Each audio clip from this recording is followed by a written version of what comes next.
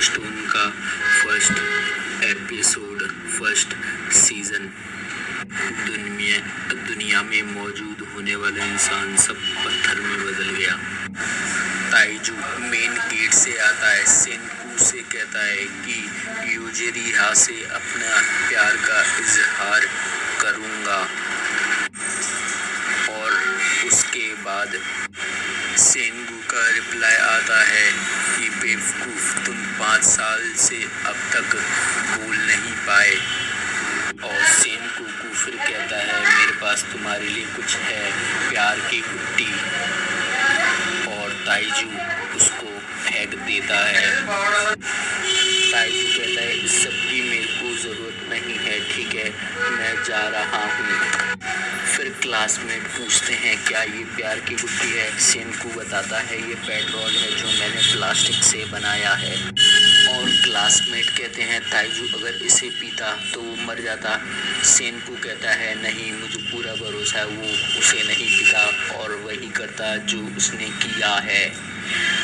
तो बाकी के क्लासमेट शर्त लगाने लगते हैं कि जो लड़की को प्रपोज ताइजू लड़की को प्रपोज करने गया है वो उसे मना कर देगी, और बेट लगाते हैं।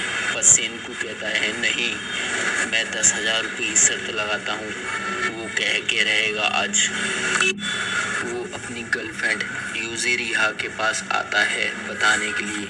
इतने में ही लहर आ जाती है और वो कहते कहते रुक जाता है और उससे कहता है कि पेड़ के पास रहो, और उससे कहता है कि पेड़ पकड़ के खड़े हो जाओ, मैं तुम्हारी रक्षा करूँगा। और फिर कुछ देर बाद वो कहता है मैं हिल क्यों नहीं पा रहा। वो बीम आके सबको स्टैचू का बना देती है। धीरे धीरे दुनिया तबाह होने लगती है और ताइजू कहता है कि मैं इतनी जल्दी हार नहीं मानने वाला, मैं अपनी दिल की बात बता के रहूँगा यूजिरिहा को। धीरे धीरे सब नष्ट हो जाता है और बाकी सारा एरिया जंगल में बदल जाता है। और फिर दिखाया जाता है कि ताइजू उठ चुका है, उस पे कुछ बूंदें गिर रही थी जिसकी वजह से पत्थर गल गया और वो पत्थर से बाहर निकल आया। फिर वो ये कहता है कि मैं आज़ाद हो गया और देखता है उसके हाथ में पत्थर के टुकड़े हैं। वो जब केव से बाहर निकलता है तो देख के वो डर जाता है और कहता है ये सबके साथ हुआ था, ना जाने कितना समय बीत चुका है। कुछ टूटी हुई इंसानों की पत्थरों को देख के वो सबसे क्षमा मांगता है और कहता है मैं अभी तुम्हारे लिए कुछ नहीं कर सकता, मेरे को माफ़ कर देना। ताइजू कहता है कि मैं नदी के किनारे से जाऊंगा तो उस पेड़ के पास ज़रूर पहुंच जाऊंगा। और फिर उसके बाद बैक स्टोरी दिखाई जाती है। पूरी दुनिया में कहीं ना कहीं पंछी पत्थर बन के गिर रहे हैं। कुछ साइंटिस्ट उस पर रिसर्च करते हैं और सेनगोकू भी रिसर्च करता है, जिसमें पता चलता है कि वो जीवित तो हैं पर उन पे पत्थर की एक लेयर आ गई है, पर उसे तोड़ने पर वो पंछी भी मर जाता है। उसके अंदर के कंपाउंड केमिकल जिंदा हैं पर वो मूव नहीं कर सकता।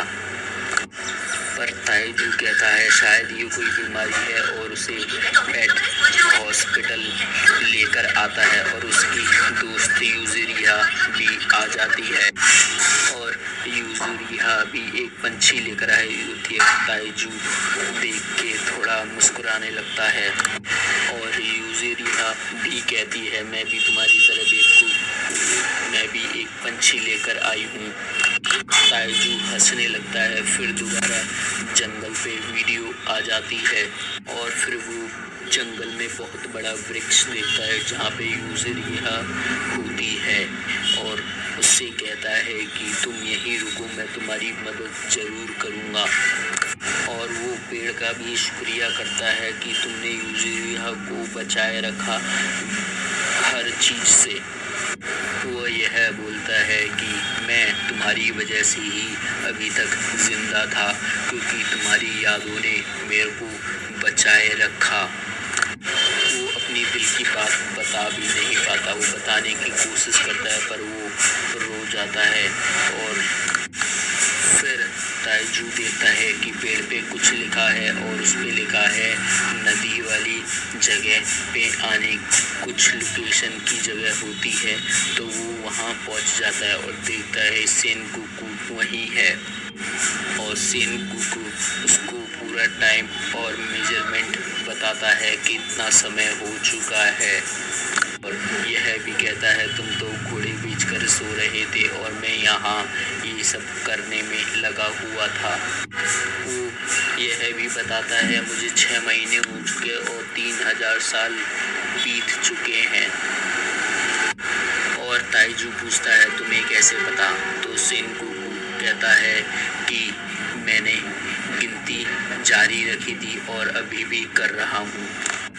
सेनगोकू कहता है कि मेरे लिए टाइम पता करना ज़रूरी है, क्योंकि मैं अकेला हूँ और मुझे नहीं पता कि कल क्या हो जाए। कोई शेर मुझे खा जाए या फिर मैं भूखा ही मर जाऊँ। तो इस वजह से मैं मेहनत कर रहा था और मैंने ये सब बनाया। और ताइजू देखता है कि उसने एक झुग्गी बना रखी है जो पेड़ पे है। सेनगोकू कहता है कि मुझे तुम बेवकूफ़ की ही ज़रूरत थी, क्योंकि सिविलाइजेशन दोबारा चालू करना है और मैं अकेले ये सब नहीं कर सकता। और वो ताइजू की बहुत तारीफ़ करता है। ताइजू भी एक्साइटेड होके चिल्ला पड़ता है हाँ। ताइजू कहता है कि दिमाग वाले काम तुम करना और ताकत वाले काम मैं करूँगा। सेनगोकू कहता है मॉडर्न एज में पहुंचने के लिए इंसानों को 20 लाख साल लग गए, पर मुझे यह दोबारा से करना पड़ेगा। वो दोनों एक वादा करते हैं। सेनगोकू कहता है कि इस पत्थर की ज़िंदगी के बारे में मैं पता लगा के रहूँगा। और ताइजू कहता है मैं इज़िरिया को अपनी दिल की बात कह के रहूँगा। सेनगोकू कहता है तुम्हारे पास इतनी ताकत कहाँ से आती है? और फिर उसका लाया हुआ सामान छाटने लगता है और कहता है ये जहरीला है, ये खाने लायक है। वो ताइजू देख के हैरान हो जाता है कि उसे कैसे पता चला। और वो दोनों मिलकर खाना खाते हैं और ताइजू पूछता है ये इतना स्वादिष्ट क्यों है? सेनगोकू कहता है कि ये मैंने नमक का इस्तेमाल किया गया है, समुद्र से निकाला हुआ। ताइजू कहता है चलो ठीक है, मैं और कुछ लेकर आता हूँ। ताइजू फिर पेड़ अंगूर देखता है और उन्हें खा लेता है तो उसका स्वाद बहुत बेकार था। और फिर वो आगे चल के देखता है तो उनकी क्लास का ही एक बॉक्सर लड़का होता है जो कि पत्थर में बदल चुका था। ताइजू एक गुफा में घुसता है, वहाँ देखता है कि वहाँ एक गिलास रखा है और गुफा के ऊपर से कुछ लिक्विड गिर रहा है। और ताइजू कहता है कि हमारे अलावा कोई और भी है। सेनगोकू कहता है वो मैंने ही रखा है। सेनगोकू कहता है इनके पीछे कोई ना कोई वजह है कि हम दोनों ही लगभग एक ही समय पे जगे हैं। और वो कहता है कि ये चीज़ देखनी पड़ेगी कि क्या है ऐसा।